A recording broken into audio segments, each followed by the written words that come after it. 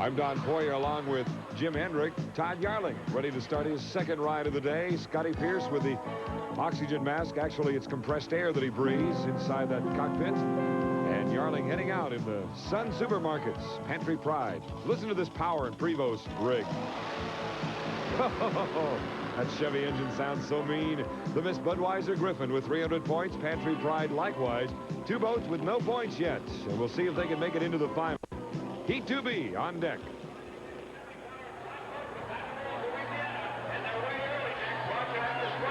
Boats up in the north turn. We've got 3 boats running. We'll identify them. Check that 4 boats running as they come around the north turn. Todd Yarling in the Pantry Pride and Sun Supermarkets coming around the outside, looking to his outside for any boats out there. And Heat 2B is just about ready to begin. Kenny Washer, crew chief of the Pantry Pride. And there's Todd Yarling. First place as we start. All the boats had to slow down for the start of Heat 2B, but we understand it was a legal start, so all the boats are okay. And here we go into the south turn.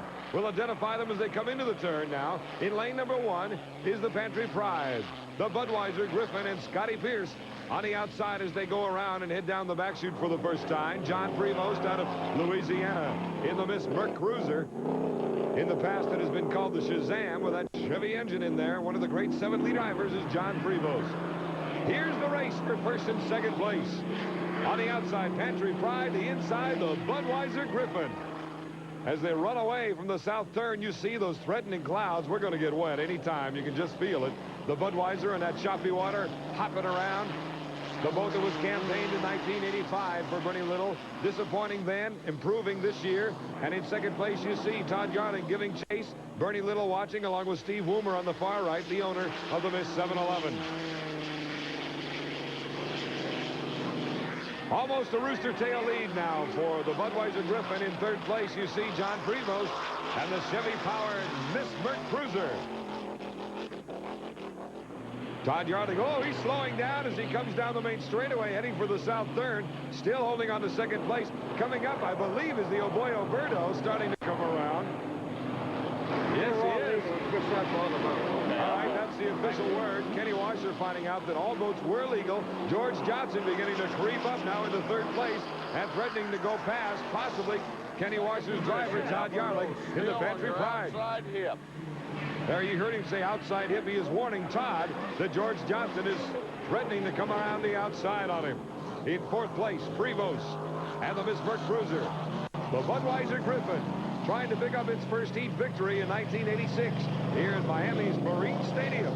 Listen to the rumble of that Griffin. Jim Sedam, owner of the Pantry Pride, holding on to second place, and of course he wants to get into the final and go for the big money. We'll see what happens. The Budweiser, beautiful shot with a crowd behind him in the dark clouds in the sky. Scotty Pierce, son of the late Pierce, who was one time an unlimited boat owner. 30 years old, Scott Pierce. 29-year-old Todd Yarling coming down and back under full steam after a cough and a spurt there a little earlier. He's still going and still holding on to second place. He would get 300 points. Look out, George Johnson looks like he clipped the buoy in the Oboyo Berto. He'll have to go back around and pick up that buoy. Washer just getting word that the Oberto spun out after threatening Yarling. And he was trying to move up on the outside. But in the meantime, the Budweiser in first place. But look out, flame coming out of the blower. It looks like the Budweiser is done here in E2B. Scotty Pierce in the Bud coming to a rest in the backstretch. Prevost in the foreground rumbling by. Yes, the cockpit window going up, and Scott is done for this heat. So that means Jim and Nancy Sedam's boat will be in first place, and here it comes. And there it went. Todd Yarling and the Pantry Pride, the turbocharged engines rolling along now in first place. The team out of Madison, Indiana, one of the most supportive cities for hydroplane racing. In fact, the 13,000 residents of Madison, Indiana, actually own the Miss Madison hydroplane. This boat also based in that Indiana city. Todd Yarling, he can sense a victory, already waving a hand. Here comes the Pantry Pride at Sun Supermarkets, picking up 400 points in E2B. He'll go on to the final. Todd Yarling, Pantry Pride, first place. Madison folks are on a roll today. The Miss Madison and the Pantry Pride. What a day!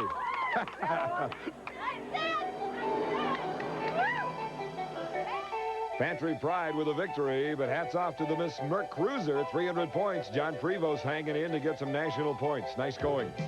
We got to talk to Todd Yarling on a great performance in E2B.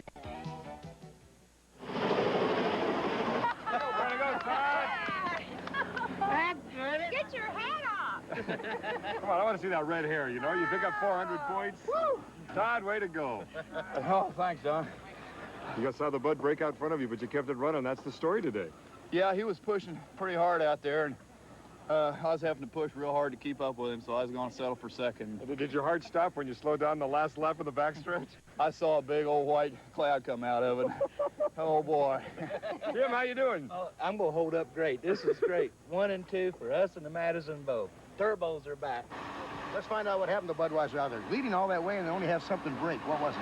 Well, I believe the nitrous valve stuck on it, Jim, and when that happens, it just leans down. It's a matter of time. It was stuck all the way down the back chute, and I had to let off going into the corner, so... Yeah, once you knock the RPMs down, keep the nitrous on, that's when you put the front end. Yeah, that's true. It's I tried to get the thing to come off, but they happen. You know, that gas is so darn cold, and when it, you know, freezes that valve open, it's very, very hard to get it unfrozen. So we'll replace it for the final, and hopefully the Budweiser Griffin's luck's going to change and be as good as our brothers, the Budweiser Turbine. Our High Performance Corner, a weekly feature on our show, coming up next.